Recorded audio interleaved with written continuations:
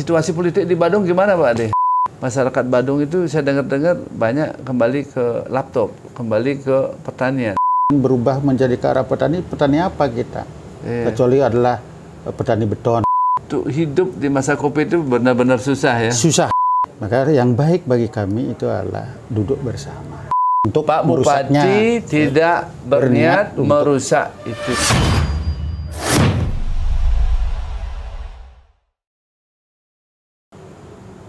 Selamat datang di Jarak Podcast. Hari ini pagi yang sejuk ini saya bersama Ketua Praksi Partai Demokrat DPRD Kabupaten Badung, Saudara Imade Rete. Karena hangatnya tahun politik 2024 tentu ini akan menjadi atmosfer yang beraneka ragam ya.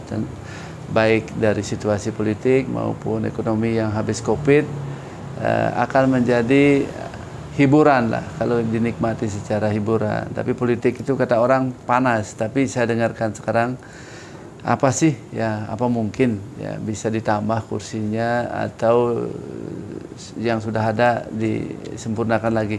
Pak Made, karena isunya adalah ada penambahan, usulan penambahan kursi kuota di Kabupaten Badung. Saya dengar sudah disampaikan ke KPU. Ya. Bagaimana pendapat Bapak Made selaku Ketua Praksi Partai Demokrat di DPRD Badung? Bapak Putu, terima kasih sekali Niki pada Jarak Bali yang memberikan kesempatan untuk kita untuk menyampaikan sesuatu yang terkait dengan kondisi yang ada di Badung, yang khususnya adalah berkaitan dengan penambahan kuota kursi yang ada di Kabupaten Badung, ya, yang mana itulah dari 40 kita harapkan menjadi 45. 40 menjadi 45 ya. Karena melihat daripada aspek aturan yang ada. Yang mana itu adalah penambahan kursi atau penentuan daripada jatah kursi, kuota kursi itu adalah berdasarkan pada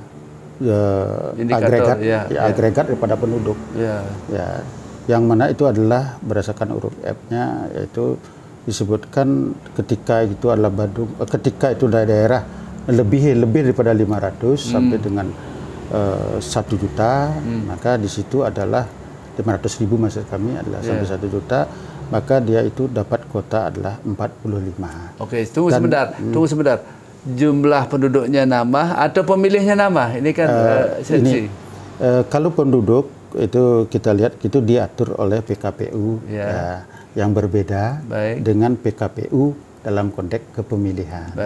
Ya, kalau tentang kuota kursi itu diatur oleh PKPU-nya nomor berapa itu yang 16 atau berapa itu, yaitu yang mengaturnya, yang mana itu adalah menentukan kuota kursi masing-masing dapil, termasuk adalah dapil, termasuk juga itu adalah kuota setiap kabupaten. Berarti Praksi Demokrat sudah mengusulkan? Maaf, Praksi Badung Gede, namun itu adalah keanggotaan dari Partai Demokrat, dan karena kita koalisi itu adalah kita telah menyampaikan kepada KPU, kemudian lebih lanjut kepada yang lainnya juga kita sebarkan untuk semuanya, guna itu adalah dapat kita pahami, karena itu adalah dari aspek penduduk bukan pada aspek pemilih. Ya, nah itu adalah karena aspek penduduk otomatis ada yang baru lahir pun sudah tergolong penduduk kan itu, apalagi pengertian penduduk yaitu ya di dalam ketentuan umum sudah dibuatkan itu adalah kalau tidak salah itu adalah angka 7-nya itu menyebutkan bahwa penduduk adalah warga negara Indonesia. Ya, berarti Pak Made melihat ada celah ini penambahan kursi lagi 5. Ada celah lagi 5 menambahkan kursi untuk Badung. Nah, itu tapi perlu kita waspadai. Apa itu? Nah, walaupun beliau itu adalah mengatakan bahwa itu adalah begitu akan aturan turun, akan begitu waktunya turun, maka dari pusat maka dia akan lakukan sesuai dengan nomenklatur aturan yang ada. Namun itulah kita perlu ingatkan. Apa itu? Karena menurut daripada pandangan mereka bahwa itu adalah ada penduduk yang tidak ditemukan di lokasi di mana tercantum sebagai pemilih. Ya. Tapi kalau kita lihat dari aspek penduduk itu adalah warga negara Indonesia dimanapun, itu dapat dibenarkan, apalagi aturan yang baru membenarkan mereka melakukan pindah tanpa mendapatkan rekomendasi daripada kepala lingkungan atau klien dinas. Itu sudah dapat ke Dukcapil kan itu.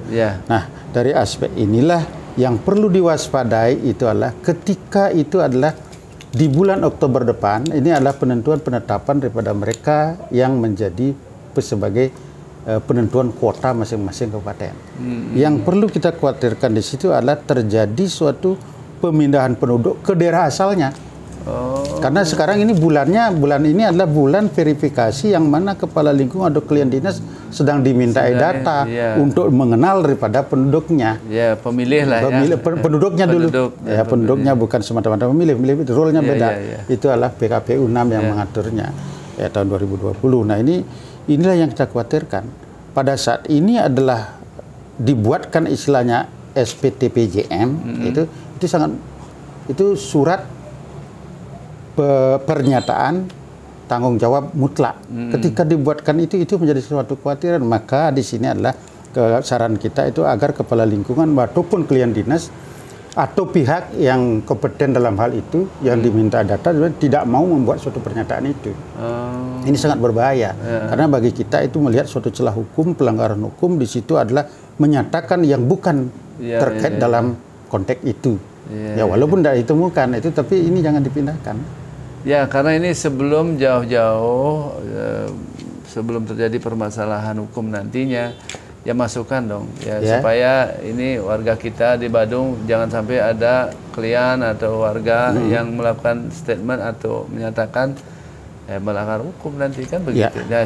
Inilah Pak Made beri masukan pemerintah supaya tidak salah dalam verifikasi itu, supaya kita bisa aman di Badung. Bagaimana lagi Pak? Untuk hal itulah kita lebih awal menyampaikan baik yang pemerintahan yang ada di Badung ini agar disadari ada suatu kelemahan, ada suatu titik celah hukum, materi hukum yang bisa dilaksanakan oleh komponen yang kita pindahkan. Nah, ada wacana mungkin itu adalah apakah itu akan diwujudkan atau tidak, mereka dikembalikan ke daerah asalnya. Ketika dikembalikan ke daerah asalnya, apalagi mereka itu berestafet pindah yang mana merupakan asal beliau. Keestafetannya ini juga menjadi suatu kekhawatiran. Artinya dia umpamakan berasal dari Jakarta awalnya, kemudian dia pindah ke Surabaya, kemudian ke Banyuwangi, baru adalah ke Bali. Nah, kemana dia akan dikembalikan? Karena ini estafet mereka berpindah kan itu. Bukannya udah ada payung hukumnya itu? Ya, itulah maka itu karena dibenarkan oleh payung hukumnya itu. Ini yang perlu kita jaga agar itu adalah pemerintahan Badung ini adalah tidak masuk dalam ranah gugatan itu.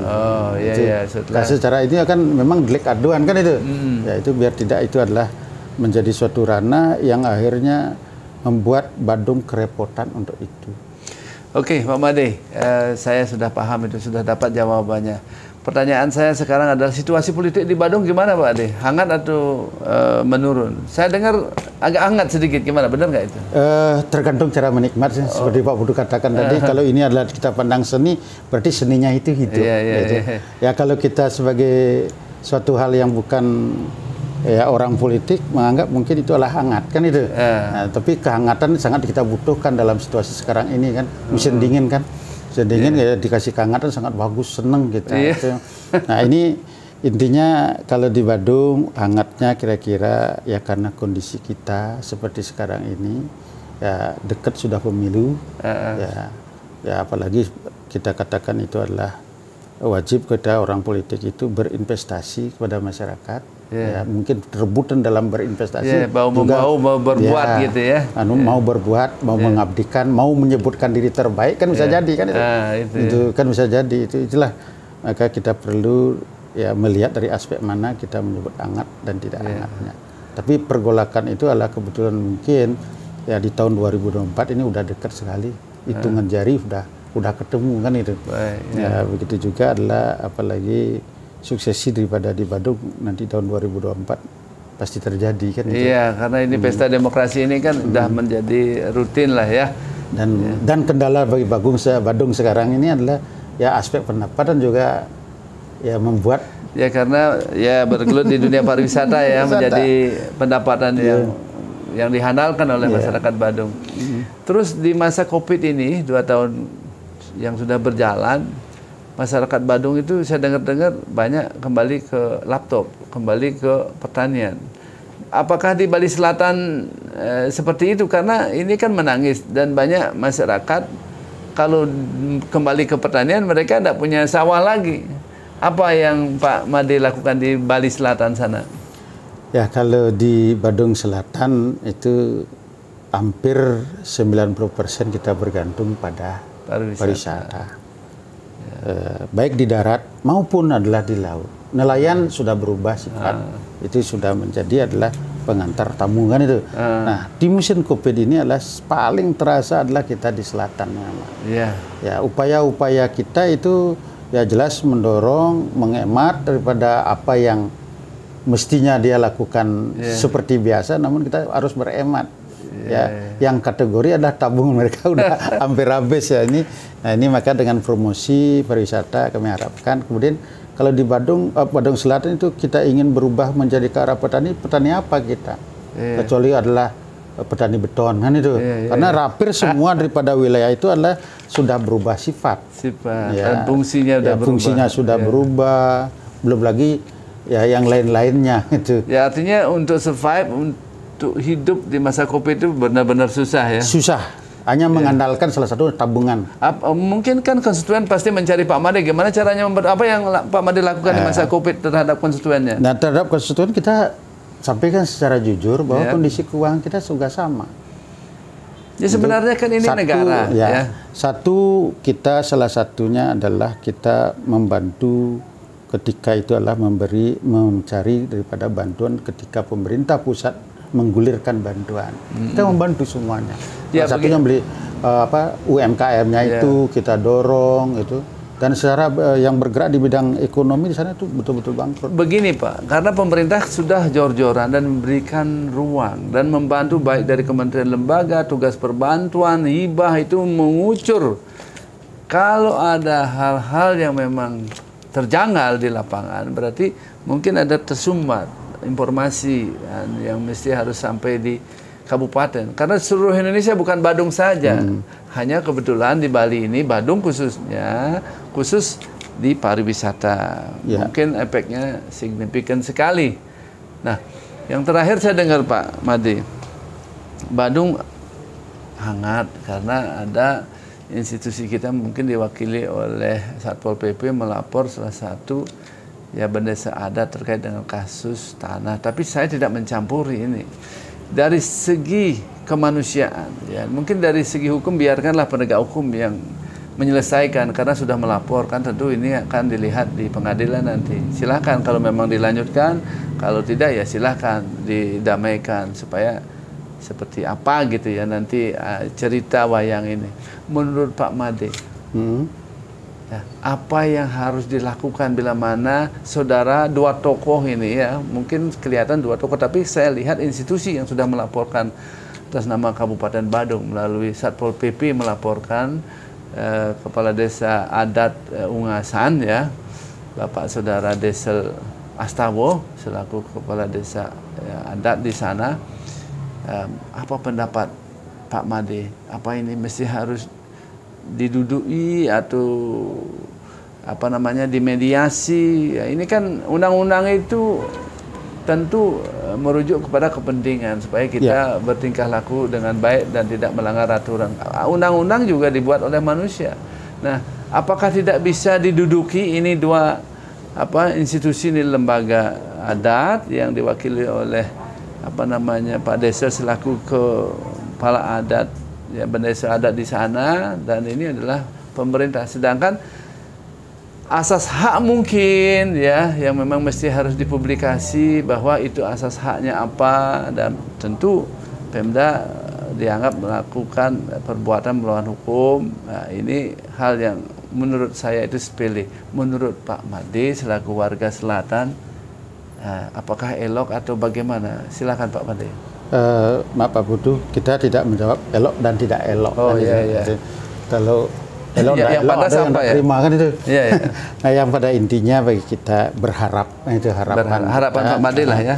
Satu, mereka itu adalah antara seperti orang tua dengan anak. Ya, apalagi lembaga dengan lembaga yang lebih tinggi dengan lembaga yang di bawahannya, otomatis di situ adalah perlu ada suatu koordinasi.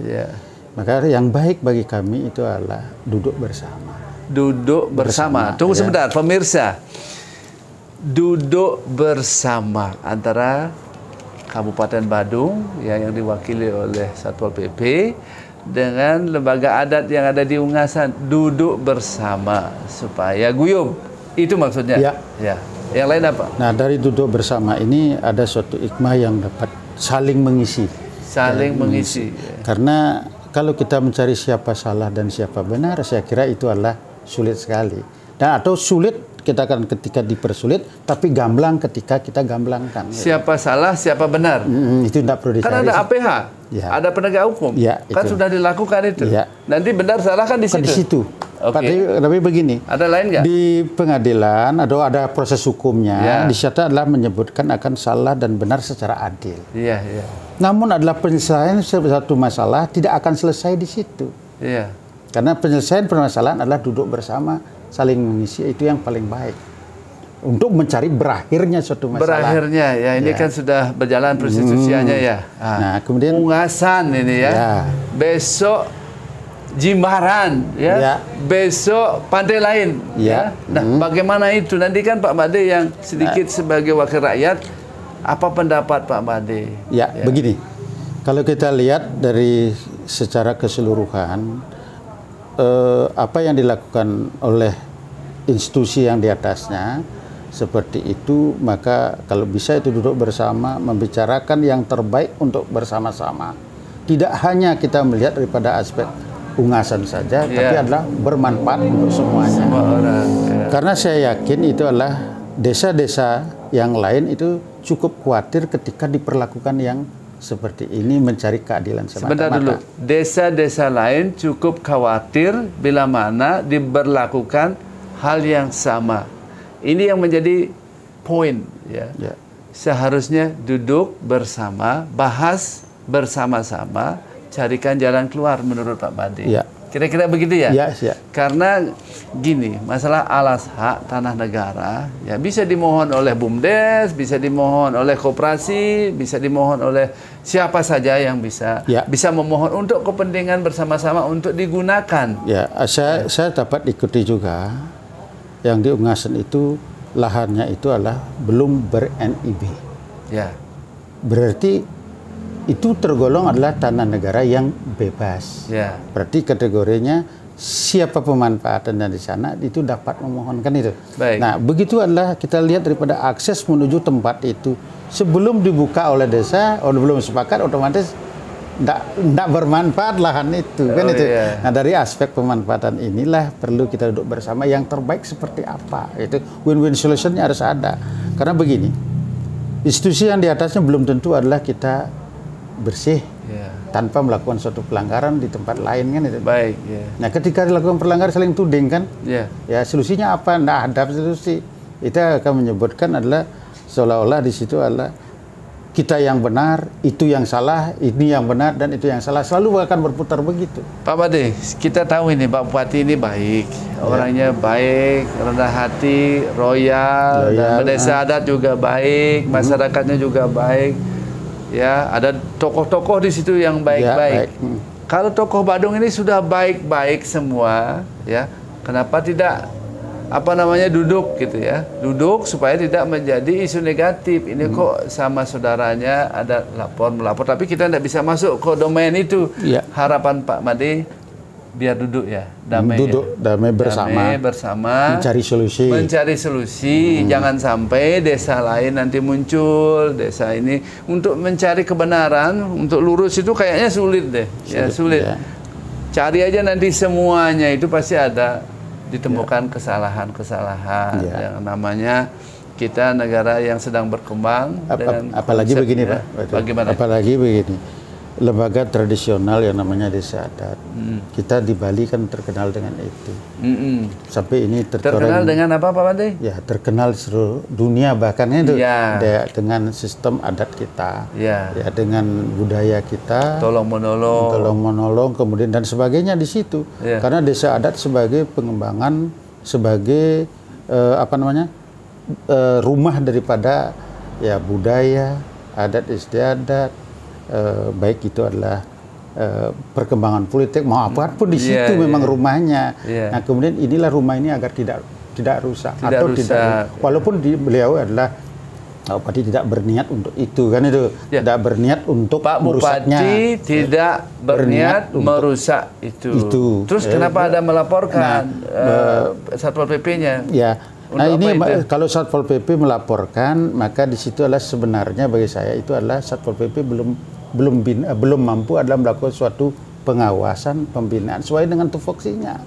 Berarti belum mampu. Nah disitulah seharusnya dilakukan mediasi atau teguran atau menyurati gitu ya. Kenapa baru? Dipermasalahkan. Apakah Desa Adat sudah melakukan surat menyurat kepada Bupati atau Pemda atau DPR wakil-wakilnya dari selatan untuk dilakukan dari mediasi? Selatan kalau tidak salah kalau tidak salah dari Ungasan telah memohon melalui PTSL. Ya, PTSL memohon tentang itu kan itu PTSL. Dan namun itu adalah terganjal kemudian ada suatu permasalahan seperti ini. Nah kemudian kalau melalui Satpol PP dia mestinya introspeksi.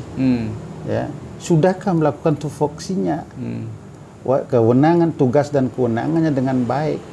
Nah, artinya di situ adalah karena dia itu adalah sebagai pembina lebih lanjutnya. Maka sebelum melakukan suatu kesalahan, alangkah baiknya dia membina, mengawal lebih dulu. Kenapa begitu kesalahan dia bukan baru dia memberitahukan atau baru dia memasalahkan. Nah, kenapa berperilaku seperti pemadam kebakaran itu? Ya kalau tidak terbakar, tidak datang kan gitu, seolah-olah begitu kan itu. Ya mungkin Satpol PP juga tidak bisa disalahkan karena dianggap apa gitu ya. Tentu lembaga adat di sana juga membela ada hak setiap warga, apalagi berserikat dan berkumpul dilindungi oleh konstitusi, memohon tanah negara lagi melalui program-program baik PTSL. Ketika duduk bersama itu alangkah baiknya. Ya. Berarti saran Pak Made adalah duduk bersama itu aja satu. Untuk kepentingan Bandung gitu ya. Kan ini guru wisesa kita Pak Giri ini kan masyarakatnya Pak Giri juga selaku Bupati, benar nggak? Iya. Nah, gimana caranya itu? Harapan Pak Made adalah apa ke Bupati? Sampaikan di sini. Kepada Pak Bupati agar betul-betul menunjukkan kenegarawanannya. Ya. Betul-betul menunjukkan kenegarawan. Yang mana itu memberikan suatu perlindungan terhadap masyarakat maupun lembaga-lembaga yang ada, ya, yang diyakini oleh masyarakat itu sendiri dan masyarakat hidup. Nah kemudian di mana bisa menerima ya audiensi atau duduk bersama mencarikan solusi. Ya karena janganlah ya proses seperti sekarang ini menjadi hangat jadi pembicaraan bukan hanya oleh di Badung saja, melainkan mungkin Bali dan Indonesia telah mencentang memberikan suatu tanda bahwa itu adalah perlu dibicarakan kan gitu. Ya, karena mencari keadilan itu kan memang ada rumahnya ya, itu melalui aparat penegak hukum baik kepolisian maupun penegak hukum lainnya. Ada juga musyawarah mufakat. Ada juga pertemuan yang memang mesti harus ditemukan tokoh-tokoh itu kan. Walaupun kita sadari Pak Betul, kita sadari bahwa suatu kesalahan harus diselesaikan dengan itu, bukan kita sadar. Ada suatu hal yang proses hukum berjalan, ada yang perlu dimusyawarahkan. Kalau seperti ini kasusnya mestinya dimusyawarahkan. Ya bersama-sama. Semestinya dimusyawarahkan. Kembali lagi pemirsa masyarakat Badung khususnya, harapan Pak Made selaku Ketua Praksi Partai Demokrat Dapil Kutai Selatan mengharapkan semestinya duduk bersama. Ya tentu di luar dari proses hukum, walaupun proses hukum ini berjalan, bila mana ada mediasi yang baik, ya Pak Bupati juga tidak menginginkan hal yang seperti itu yang Bapak Made jelaskan. Kayaknya gitu ya. Ya kayaknya ya. Saya juga lihat Pak Bupati baik-baik kok, orang royal, bantu-bantu masyarakat. Kok sampai melaporkan ini mungkin Satpol PP tentu ini sudah kesepakatan lah ya. Sehingga sampai melaporkan ke penegak hukum. Pak Made, terima kasih ya. Demikianlah ya apa yang saya inginkan tanya kepada Pak Made. Unek-unek saya selaku warga masyarakat Badung khususnya mau bertanya, tapi saya sudah mencoba menghubungi Bapak Bupati, rupanya beliau sibuk. Saya sudah dapat informasi dari salah satu direktur pertanahan yang di pusat. Saya bertanya kepada penegak-penegak hukum juga. Nah, masalah ini Harapan Pak Made adalah duduk bersama, ya. Sampai jumpa di Jarak Podcast berikutnya.